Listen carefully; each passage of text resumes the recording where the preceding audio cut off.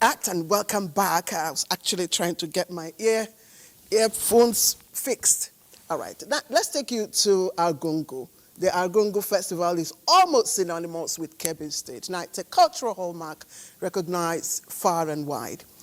But now, another age-old tradition, long practiced within the emirate, is making waves and gaining momentum, and of course, rapidly carving out its own place alongside the grandeur of the Argungu Fishing Festival. So what is this rising spectacle, and how is it captivating the people of Kebbi State?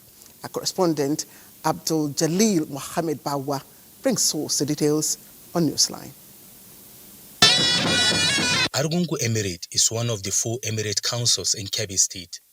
Argungu, the ancient kingdom of Kebbi, also known as Kabawan Kanta, renowned not only for the popular Argungu International Fishing Festival, but also for history of brave warriors who protected the emirate from external attacks for centuries. The 2025 Durbar and Cultural Celebration gave the residents a chance to see the emir in his full regalia. This year's Durbar procession began at the Argungu Eid ground, passing through major roads in the ancient city, drawing spectators from far and wide.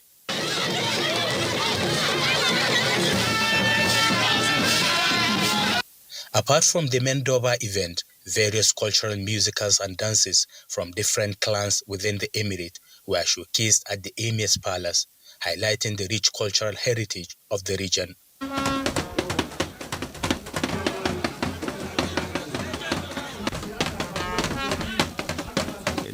Whenever there is this kind of traditional event, many opportunities are there to explore, especially here in Argungu. I'm urging the youth to be self-reliant and not to depend on politicians. Although it wasn't a speech-making event, the Emir of Argungu, Dr. Samaila Muhammad Mira, delivered words of wisdom to his subjects. Education is light in this world. I therefore urge our people both in villages and cities to ensure our children have access to education, both Western and Islamic. I'm calling to all of us, to continue with what we're able to, observe in the month of Ramadan. The Argungu Durbar and cultural event showcased the rich cultural traditions of the emirate, providing a unique opportunity for cultural exchange and celebration. All right, I haven't witnessed the Barikin Nupe or Barikin Bida Festival in Nupe, but I trust those who describe it as a spectacle where history rides on horseback, where drums echo the voices of ancestors, and of course where the Nupe stands as a living symbol of Nupe's enduring legacy. Now, if you seek a cultural experience like no other, then Bida is the place to be, where I hear royalty, tradition, and festivity converge under the grand banner of Bariki. Musa Mikhail reports that the presence of the Itsunupi himself made this year's celebration nothing short of a masterpiece.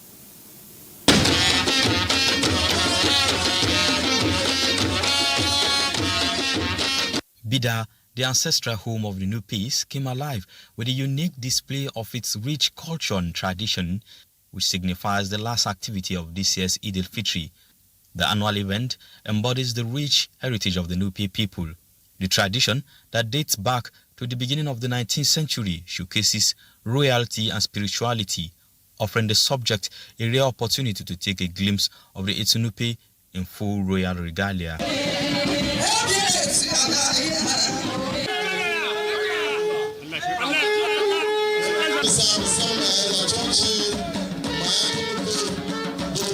This year's Bariki began as usual from the Itsunupi's palace at Wadata area, Bida, the colorful adorned procession with the monarch riding on his royal chariot in company of other gaily dressed horses and their riders.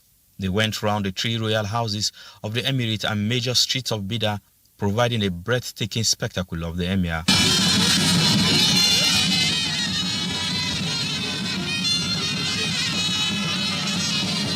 And as it is the custom, the emir at every point distributed kola nuts to his subject to signify his appreciation. We are very grateful to God that we have been able to, maintain this culture, you know, of our forefathers. Seeing all this in bring back all the good memory that that Bida actually possess. So I've been away in a foreign country for over 46 years. Governor Umaru Mohammed Bago, represented by his deputy Yakubu Garba at a traditional event alongside other top government functionaries, commended the emir. It is my belief that all the sons and daughters of Nepe, even in overseas today, are watching what is happening here, and even the friends and associates of Nepe people. Therefore, we have to commend the emirate for sustaining this cultural display. Very important is the cultural outfit where we see horses, you know, dancers, singers, and all artists, you know, that participate in our cultural activities. Fantastic. Now, when you hear the Egba nation, it echoes with the fiery sounds of war, rhythmic, yet far from fascinating for the indomitable Lishabi Agbongba Akala. Now, his courage and strategy secured Dominera, that's independence of the Egba people, freeing them from the heavy yoke of tributes and allegiance to the old Oyo Empire. Now, this is where history, not just as a story, but as a course of study, becomes very essential. And in our next report, Lekon Agbonde takes us through the journey of this hard-fought war, now immortalized in the grand spectacle of the Lishabi Festival. Lishabi Agbongba Akala, the legendary liberator in the 18th century, orchestrated the liberation of the Egbas through rebellion against the oppressive Oyo Empire of Alaafin. For centuries, then the Egba people of Abeokuta in the southwestern Nigeria, like many other southwestern settlements, were overwhelmed by the fierce and oppressive rule of Alaafin of Oyo and his representatives known as Ilaris, who terrorized with taxes and slavery, and the Egba people reluctantly accepted their faith and subjected themselves to the oppression. However, Lishabi Agbongba Akala felt the need for freedom and independence, leading him to orchestrate a master strategy and systematic technique, which he used to liberate his people from oppression. He decided to form what we call Egbe Aro, that's cooperative. He said he was going to be the last person. And when it was his turn, he said, I don't have any farm for you to do. Today, we are going to kill all the Ilaris. Ilaris are the warriors that comes. And you can't believe it, that same day, they were able to behead 260 people on one day. So from there, it shows that this is God sent, correct? And he became their lawgiver, he became their liberator. Lishabi's achievements and leadership boosted his reputation, and his status grew to the envy of some members of the Egba nation. The likes of Lishabi Agbongba Akala laid his life down that no, I'm going to refuse this on behalf of my people, and that's what he did, and he was ready to pay the supreme price. So the strategies are there. Egbas are known. If you look at the trajectory of Egba land, how many Nigerian heads of states have we produced? So we have the wherewithal, the ability, and the cultural antecedent to move things forward. Some historical accounts suggest that he was killed by envious Egba members, while others claimed he killed himself and disappeared in the forest located at Oba in Obafemi Owode local government area of Ogun State. In his honor, the Egba people visit the forest on an annual basis during the celebration of the Lishabi Festival. Lishabi Grove, the place where he died, to pay homage to him and to pray that God will continue to give us very patriotic, bold, and hard-working men in Egba land. The colorful convergence of Egba's sons and daughters at the palace ground in Ake to pay homage to the Alake and paramount ruler is usually the high point of the annual celebration of Lishabi Festival, which signifies the honor and reference they are called the legendary warrior, though Lishabiagbongboakala had no record of biological offspring. He earned the honor of being called the father of the Egba people. As a student of history, the Old Empire used to be one of my favorite in secondary school. And of course, those who read it know the story of Lishabiagbongboakala and of course how he disappeared. Very interesting. Let's go for a short break. Newsline will return presently.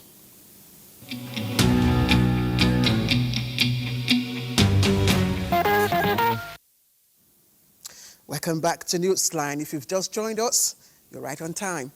Now, you know what? Any form of physical challenge is no longer a barrier to what the mind can perceive and, of course, achieve. And we have seen countless examples to support this premise. Now, the latest remarkable feat was achieved by an autistic artist, I should say, who sealed a world record in an art canvas on World Autism Day here in Abuja. Ayodeji Makinde captured the unforgettable moment for us here on Newsline. The Eagle Square is renowned for hosting national events, and therefore it came as no surprise when this edifice welcomed people from different backgrounds to commemorate this year's World Autism Day. As Nigeria joined the rest of the world, Kanye Tagbo Okeke, a 15-year-old artist with autism, crafted a new Guinness World Record. Kanye is a young man that has a not allowed infirmity to hinder him. In the heart of Eagle Square, Abuja, lies a massive 12,303.87 square meters art canvas by Kanye, eclipsing the previous record of 9,652 square meters by Ahmad Salehi. It took 12 weeks for this student to complete the task. Kanye Achukwu, who started painting at the age of 2 before autism set in, has been a revelation through the years. He scaled the hurdles, featuring in both national and international art exhibitions. He is not alone in this journey, as others with autism also joined in the success of one of them, now a world record holder.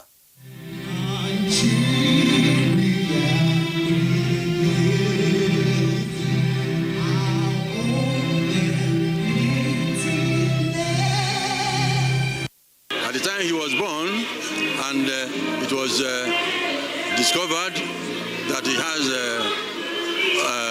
autism spectrum, everybody appeared shattered. When people are autistic, people really don't understand. They don't know that God gives them very special gifts. Supported by their loved ones, the Tagbo Okeke family have had their fair share of the challenge. For them, talents have no boundaries. We have our good days and we have our not so good days. But, well, we just have to continue, never give up. There's always something positive you can do about it. Here is a child born with a somewhat difficult condition. He's been able to do what those who are perfectly normal are not able to do. Well, just a quick reminder, autism is a neurodevelopmental condition of variable severity with lifelong consequences characterized by difficulties in social interaction and communication. Take a look at Kanye. He has not only defied the odds of autism, which many use as an excuse for not attaining their goals in life. He is now on top of the world. Try to beat that.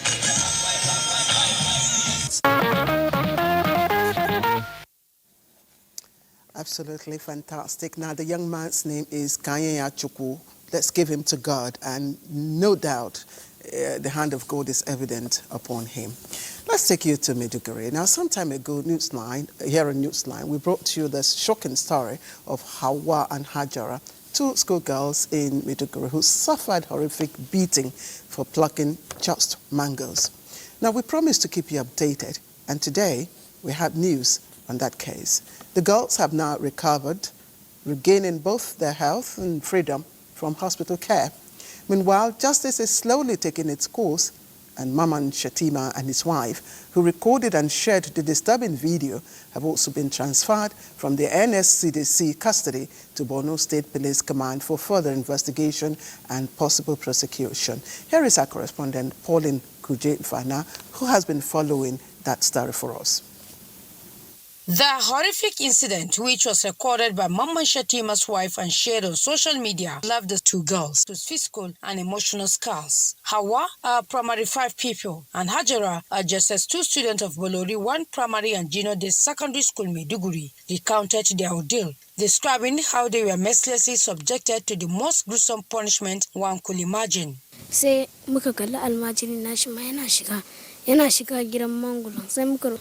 saw his almajri and told him we wanted to pluck some mangoes, and he instructed us to only take 2 each, warning us to pluck it quietly so the owner will not see us. Unknown to us, he went to inform the owner. They also confirmed that the second viral video, which appeared to showcase Mamman beating another girl, actually captured Hawa being assaulted again by Mamman at a different location within the compound on the same day, shortly after she regained consciousness from fainting due to the initial beating.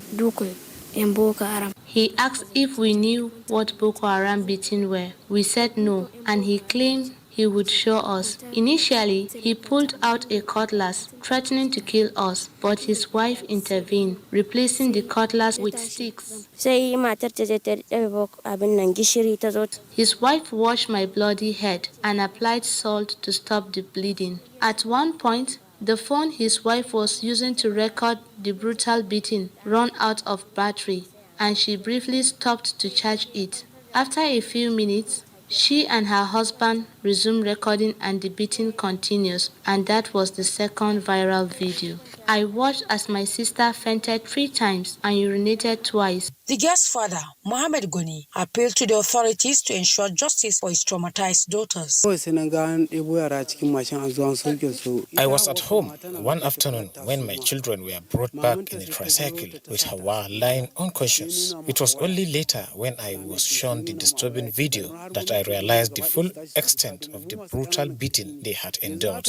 The case has been transferred from NSCDC custody to the Borno State Police Command. And as of now, what we have on the investigation process is the suspect have confessed to the crime, and the case is currently being perfected, where it will be transferred to the Ministry of Justice. The suspect have then regretted his action, but ignorance to the law is not an excuse. We are still going to make other findings. I will also call on members of the public, especially those who are familiar with him, to ensure that if there are incidences in regards to the suspect, they should come up to us and feed us with the available information. Meanwhile, Borno State Attorney General and Commissioner of Justice Hawa Abubakar, who was away for religious rites in Makkah, condemned the act, promising justice for the 2 girls. All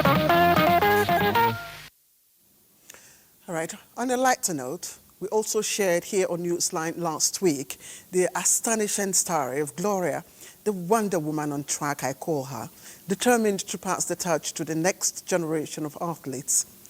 Tonight on Newsline, Austin Edemodo again returns to the track, where Gloria is shaping 2 fierce rivals. Surprisingly, they're sisters, Haru and Izumi Balogun.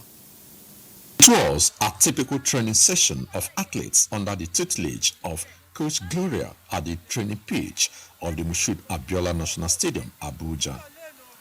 This time, they were gearing up for the 2025 Abuja Grand Prix. Amongst the athletes preparing for the event were Haru Balogun and Izumi Balogun, known as the Balogun sisters. On the D-Day, the rivalry between the 2 sisters was put to test in the women's 100 meters final. Guess what? 13-year-old Izumi had beaten her elder sister Haru, resulting in an emotional roller coaster.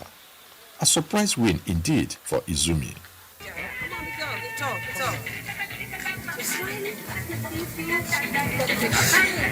Yeah, it felt unreal because I've never beaten her before, but I was still happy because now I'll be able to push her to do more. But sooner or later, Haru would bounce back, and she did just that in the 200 meters race.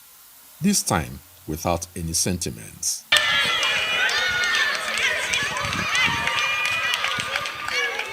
Well, we're on the track.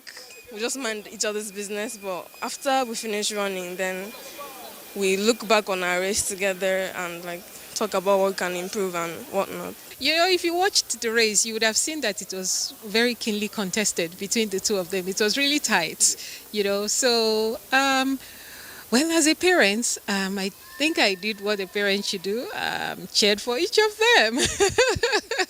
And a win for one is a win for both of them, really. So, Interestingly, there were many teenage athletes like the Balogun sisters who displayed their skills with the desire to fly Nigeria's flag in the nearest future. I'm a 400-meter runner and I run better time, but definitely for me today, I ran with big people and I tried my best. I was inspired through Shakari Richardson's race, her sprinting. I want to be a quarter miler. I want to be running 400-meter race for Nigeria. Those few individuals have come from different states in Nigeria, and even from outside the country. This was complete passion, sacrifices, determination, dedication, and discipline. So we just need our Nigerian government to put more financial support and then leave the rest for the good results. How about little Gabi, already showing signs of a future Olympian? After all, the future starts now.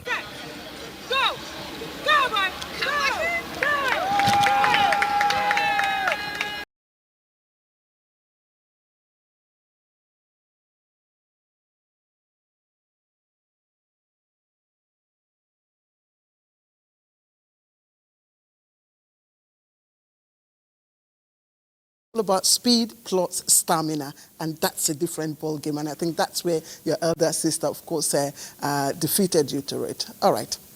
So if you're watching Newsline now, consider yourself very, very lucky. You know why? Because April Fool's Day is closed, and pranks are everywhere, from classic tricks among friends to viral stunts on social media. Now, no one seems to be spared, but how did this tradition of playful deception begin? And beyond the laughs, are there downsides to it? At Dejoke Odeka and Parks, the origins, the fun, and the fine line between humor and mischief on April Fool's Day. Every single day, at least a person is likely to be the target of a prank, regardless of age, gender, or background, as long as they are unaware of the prank. On the 1st of April every year, popularly known as April Fool's Day, grown-ups around the world get to act like kids and pull pranks on their nearest or loved ones. Have you ever been a victim of a prank? What was your reaction, or even pranked someone? How extreme did you go? I've pranked my wife before. It's not the type that like a joke that much, so she's not feel pleased with it. So I had to apologize to her later. You open the transaction notification on your WhatsApp, and then you see credit alert from the bank. Credit alert, you have been fooled. Catch another person. Now that's my personal experience. A poem by Flemish writer Edward de Denef from 1561 is the first documented historical reference to April Fool's Day. It captures a nobleman sending his servants on foolish errands on April 1st. Although April Fool's Day has been observed for centuries, its true origin is unknown and mostly speculative, as research shows that different historians have different origin dates. Experts say there are positive and negative effects of playing pranks on people, highlighting the need for caution. This is why it can get bad real quick. Imagine if you told a parent that their child had been kidnapped on April the 1st, especially a parent who wasn't aware of what April Fool's was. Imagine what could happen to them. Some parents could go into shock, have a heart attack, and die. Why not use it to spread awareness or share light-hearted stories that uplift rather than something that unsettles, Humor is a powerful tool, but it should never come at the cost of someone else's discomfort or dignity. It is good to plan your April Fool's Day prank or joke with care so they don't go awry. Essential tips include knowing your audience and avoid jokes on ethnicity, religion, disability, and race. Importantly, ensure the prank won't cause harm. Absolutely ensure that the pranks don't cause harm. Now, if 1st of April is April Fool's Day, what about those born other days in the month of April? Stay tuned to find out in just a moment. My skin is my identity, my strength. It's unique. PM, incisive and educative as ever. Join us.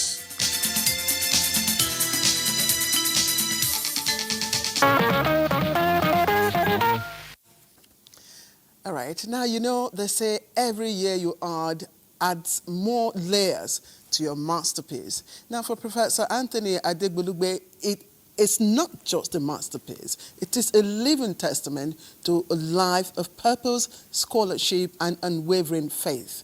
Now, at 70, his journey is far from conclusion. It's a legacy still unfolding. And of course, with a heart full of gratitude, he marked this milestone with a Thanksgiving service at the Christ Apostolic Church, All Saints Chapel, here in Abuja. So what does it mean to reach 70 and still be a force to reckon with? Here is Ekene Ndulue with the details.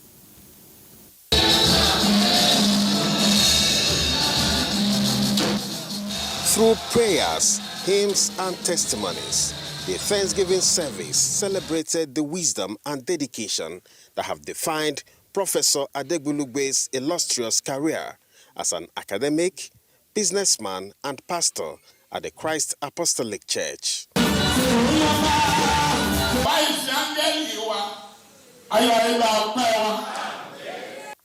It was a moment of reflection as the celebrant spoke on events that shaped his life. I said what shaped my life, all my life, it's been a story of grace. And that story of grace is not ending yet, it's still unfolding at the age of 70. He's ready to do anything for his children, for me as a wife, and for anybody that comes his way that needs help. It's an epitome of goodness, kindness, love, generosity, and such a simple and humble man. The celebration continued with a grand reception that showcased the professor's influence and legacy.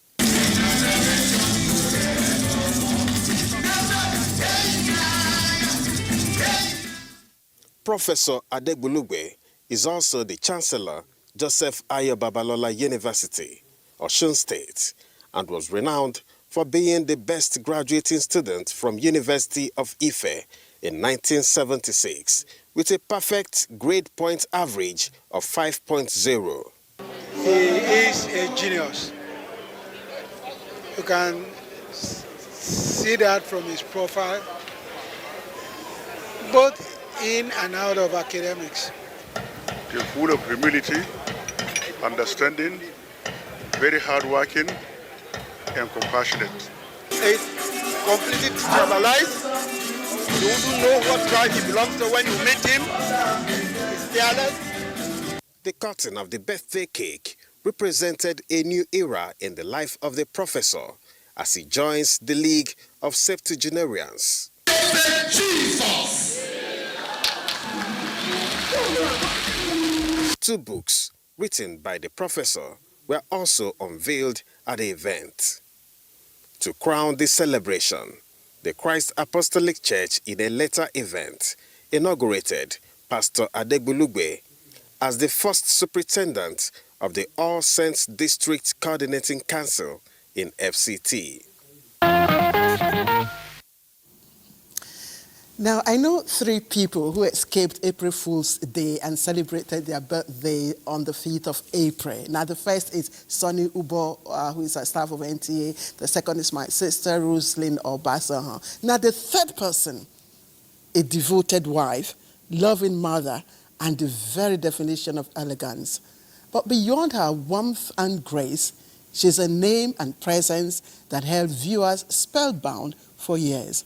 Now, her signature scarf, a statement all on its own, an iconic touch that turned heads and made news headlines.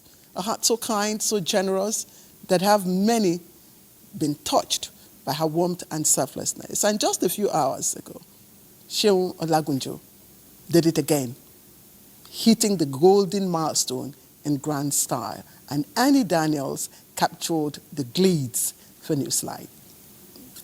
The background music, the colorful decorations all resonate with the day's event. Can you beat that? Our own Oluseun Olagunju making her way into the hall with very bold laughter. And why not? Attaining the age of 50 with so much achievements, fulfilled dreams, and still soaring higher and higher. She could easily switch from being a broadcaster to a wife, to a mother, and she will do all very well. She's a fashionista. That's the name I call her. Very elegant, very hardworking, very intelligent. And that is why Anna a good wife material. I want her to live a very happy life. I want everything to go well for her, and I'll make sure that everything can go as she pleases going forward. You are very kind and you are very thoughtful. We are very grateful to have you in our lives, and we are so thankful that you're our mother. I wish Mommy a very lovely, happy birthday. Thank you for everything you do for us. My mom is a very hard-working person. She's one of my favorite people in the world. She works at the bank of industry.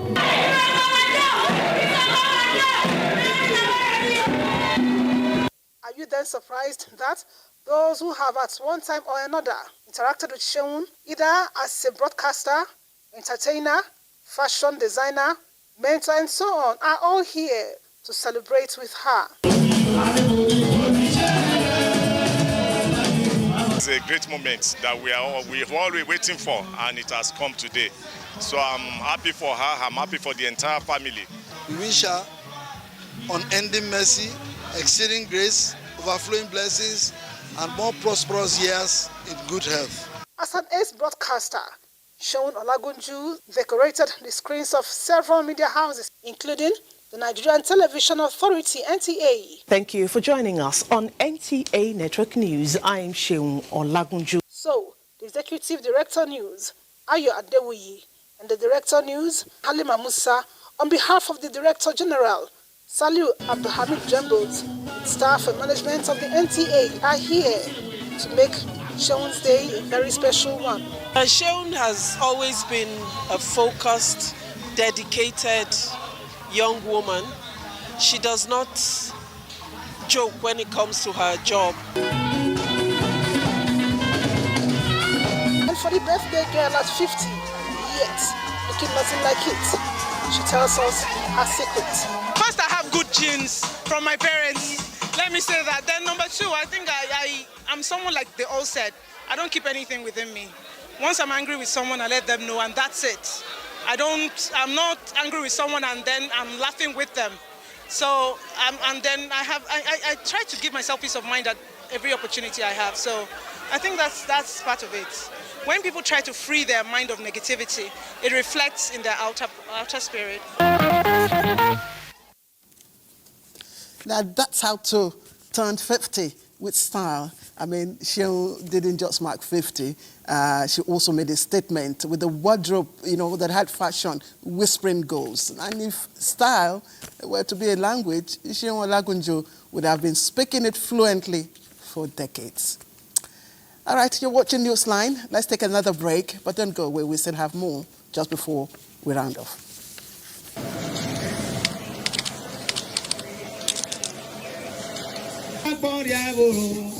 Worthy of note is the inclusion of the young ones in the activities. The Ekasa, which is said to be highly spiritual and reserved for some select groups, needs continuity in its ranks so as not to go extinct. It's one of my children here, and as a young boy, he will grow into it again so that he will begin to teach people about what goes on or what is happening here in the palace. Growing up, I myself used to dance the same Ekasa. My father danced Ekasa, and I danced Ekasa. And you see what you have just seen today. and you see the other children, that's the younger ones growing up, they are part of it. So that's an evidence of cultural continuity, an evidence of a culture that will not go into extinction. The Oba, the #1 custodian of the Benin customs and tradition, joins in the ritual, but not before taking the Ekasa from one of the youngest in the ranks.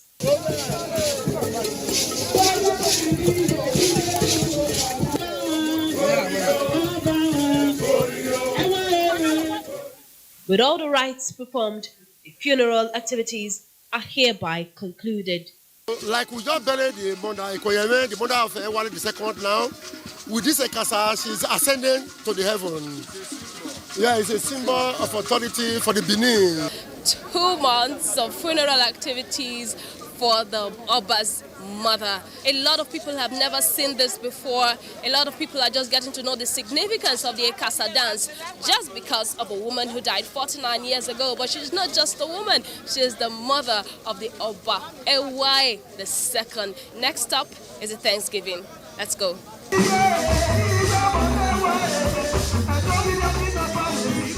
It has been a tradition for Ewale II to always give thanks to God and his ancestors after every successful activity or festival, and this is no exception. With families, sons and daughters of the kingdom, friends, associates and palace functionaries, he goes to the altar.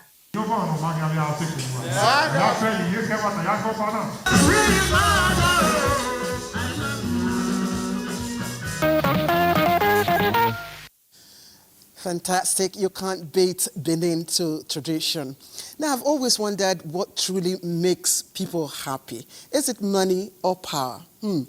Money and power may give you a little thrill, but what truly lasts is the difference you make, the lives you touch, and the lasting impact you leave with every passing moment. I do hope tonight's stories have also sparked something in you, inspired you, and maybe even got you thinking about how you can make your own mark or a difference in the world. But while you are still rushing to make a difference, just remember, life doesn't come with a remote. Instead of working alone, press the teamwork button and watch the magic unfold. Before I go, let me appreciate the Newsline crew, especially our vertically challenged producer, Momso. She might not be able to reach the top shelf, but when it comes to producing, she's sky high in talent. Good night, everyone.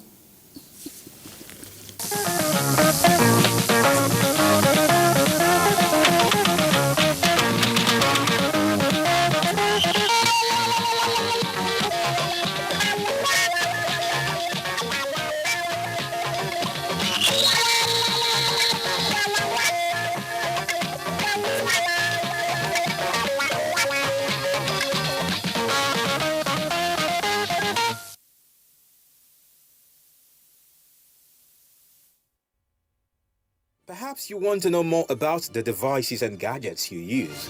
Tech Mode will bridge that gap. Connect great minds